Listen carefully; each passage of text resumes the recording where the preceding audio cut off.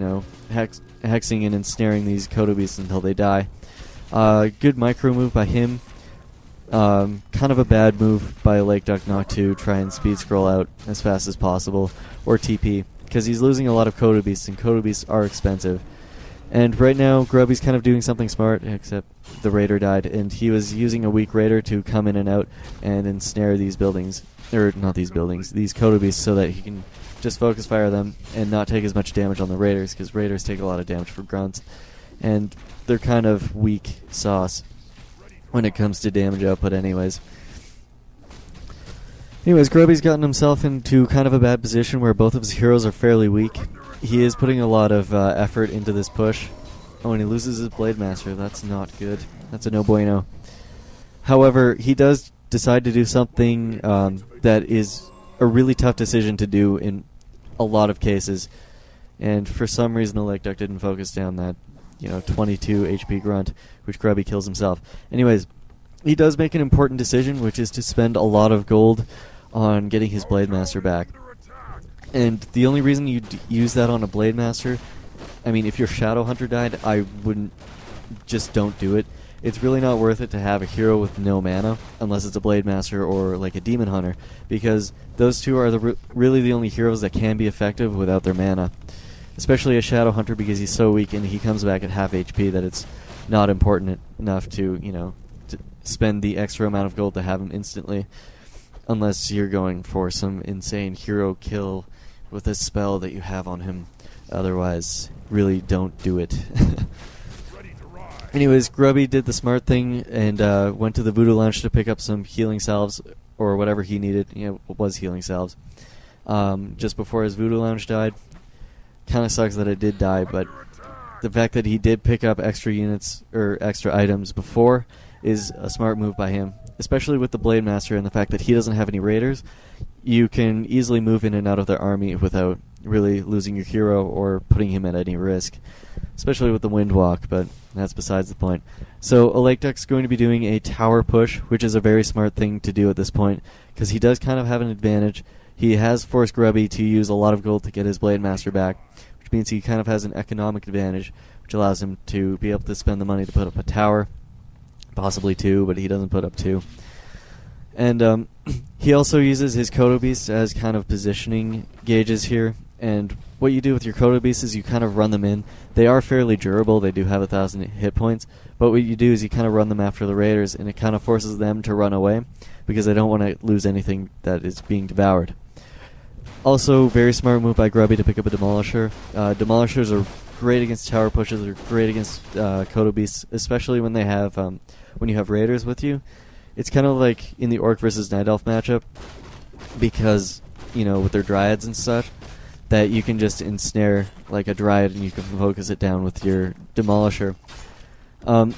He does pick up a Kodo Beast. This is more for the damage output that you gain with its little drums aura, which is always a good thing to have with you. Now Grubby decides to do something smart, which is where he base rushes him, and this kind of makes a Lake Duck's push a do-or-die strategy. He does have a town portal on him, but the fact that he has set up a tower and he is spending a lot of money trying to take out some of his buildings, that he won't be able to, take out Grubby's main in time to save his. So he's kind of screwed, because even if he did TP in, Grubby would have had the ability to ensnare his Kodo Beasts and then focus down his hull continuously. The only reason you would kind of TP in to do that is to waste their ensnares on your Kodo Beasts as opposed to your peons. So a Lake Duck kind of turned this into a do-or-die push, and with a tower up, it's kind of a safe bet to say that it is a do-or-die push, except for the fact that I believe he has a very small amount of gold. Let me check. Yeah, he only has 300 gold. He has 4 wood, so he really won't be able to set up any more towers, so he's kind of screwed with the one he has. Also, he won't be able to repair it, so he's pretty much good on that part. Grubby's doing another smart thing, which is he's setting up another barracks in the back of his base. This will allow him to once again start pumping out Demolishers. And a Lake Duck gets a nice ensnare on the Blade Master, but the healing wave of death, or life, I guess, saves him. I guess good move by Grubby. My only problem and concern with the choice of the Fire Lord is all you really use him for is as summons. You can't really do much damage with the Soul Burn anyways. All you can use it for is to stop the Shadow Hunter from using the healing wave. Now, Grubby is doing something really risky, which is he's pushing his Blade Masters to his absolute limits. And it's kind of a bad thing to do, especially when your opponent has Raiders. I guess he only has one Raider now, and it is Hex, so I guess it was a safe move to do. But it's still fairly risky to be wind walking and attacking with a Blade Master at like 100 HP. Because a lot of people will be like, oh shit son, Blade Master, really got to get rid of that.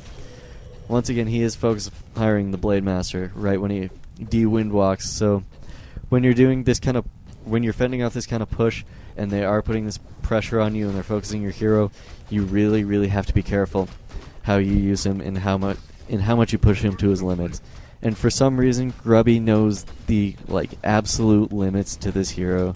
Like I've seen another replay of him where he focuses down this like panda and it gets Breath of Fire to 2 HP or something, and then puts off this potion of invulnerability. It was crazy. Anyways, Alot brought his peons along to start attacking his hall, pretty much just because he won't be able to do anything with his peons anyways, except for possibly long-distance gold mine. But as I said before, this is kind of a do-or-die push because he's put so much resources into it, he's lost his main just to be able to win it here. And if he didn't think he could have won it here, he wouldn't have done this push. Anyways, Grubby's pretty much in the safe zone because 4 peons focusing down a main hall with a couple Kodo beasts around really won't do that much damage, especially with a weak Raider, and he doesn't have the ability to heal it. Once again, the importance of the shop. I can't stress how important it is to be using a shop. And really, in Orc Mirror, if you want to get a massive advantage, just kill his shop a bunch of times. It also allows you to do something else, which is one of my favorite strategies, which is the mass air strategy. I'll get into that in a second. But yeah, so Grubby did a good job of fending off the push. He used his units effectively, used the ensnare enough to be able to focus down units individually, used really good patience to be able to get rid of those Kodo beasts and certain Raiders and Grunts that were menacing his base.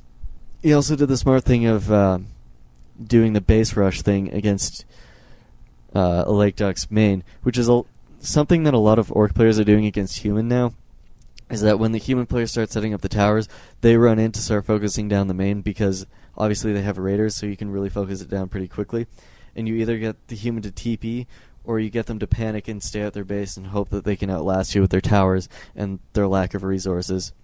So if you are fending off that kind of tower push, the thing you really, really want to do is you really want to stall them as much as possible, which is what Grubby was doing by setting up the towers in the back of his base, is just trying to stall him and keep him out of his base so he can gain enough of a resource advantage to make it really painful for Rotterdam to try and pull it out. Rotterdam decided to go with a mass Kodo Beast strategy, which I said is kind of a bad idea once you've lost a whole bunch of peons. Really, if you've lost a whole bunch of peons, you really want to be doing the Grunt Raider thing and wait until you have enough peons to be able to start pumping out enough Kodo Beasts to make them effective. Sure, he did get a few to kind of make it hard for Grubby, but with the fast tech and the fact that you are going for Kodo Beasts, you really don't want to be only able to pump out like one Kodo Beast at a time. You might as well use the Raiders with your Farseer and your Fire Lord with all your summons and such to focus down Grunts one at a time. Maybe go into their base and harass their buildings a bunch, especially with the Raiders because they won't be able to repair when they're ensnared. Another strategy that is fairly common is a Spirit Walker Raider demo type thing. Sometimes it's Spirit Walker Kodo Beasts. This is my favorite just because it allows you to dispel things such as summons. If they do pick up a Fire Lord or a Farseer, you can just hit the tab, D-click, and they're all gone. Free experience for you, and all you've lost is a couple mana. And also the, what is that, Spirit Link? One healing scroll goes a lot longer, it goes more the distance for you than it would otherwise. Also with the Spirit Walker Raider thing, it kind of gives you flexibility. It allows you to fight things such as the mass Headhunter thing, which then you'd have to kind of mix in a couple more Grunts. And if you do go Blade Master, you're going to have to end up going Tauren Chieftain just to be able to, counter them with your mass AoE and such, and be able to hopefully focus them down quickly with your Blade Master.